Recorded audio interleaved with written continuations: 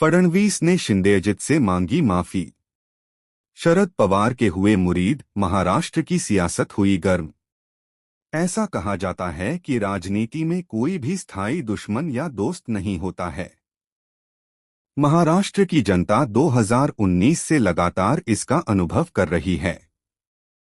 कहते हैं कि राजनीति में कुछ भी संभव है, क्योंकि कभी एक दूसरे के कट्टर विरोधी रहे राजनीतिक दल एक साथ आकर गठबंधन बनाते हैं।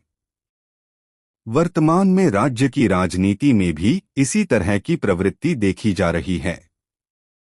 हाल ही में मुख्यमंत्री देवेंद्र फडणवीस ने अपने राजनीतिक प्रतिद्वंदियों में से एक राष्ट्रवादी पार्टी के अध्यक्ष शरद पवार की जमकर प्रशंसा करते हुए बताया कि उन्हें शरद पवार की कई बातें पसंद हैं। उन्होंने यह भी कहा कि शरद पवार जीत या हार की परवाह किए बिना लगातार काम करते रहते हैं, जो उनके व्यक्तित्व की विशेष विशेषता है।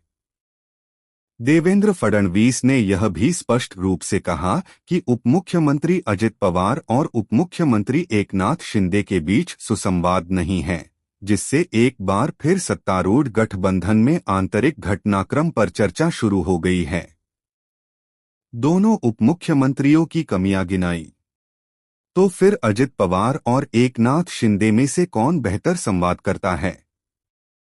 इस बारे में पूछे जाने पर देवेंद्र फडणवीस ने कहा कि उन्होंने दोनों उपमुख्यमंत्रियों की कमियां गिनाई हैं और कहा कि दोनों उपमुख्यमंत्री अजित और शिंदे संवाद में अच्छे नहीं हैं।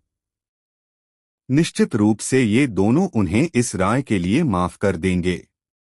अब देवेंद्र फडणवीस के इस बयान की राजनीतिक गलियारों में जोरदार चर्चा हो रही है।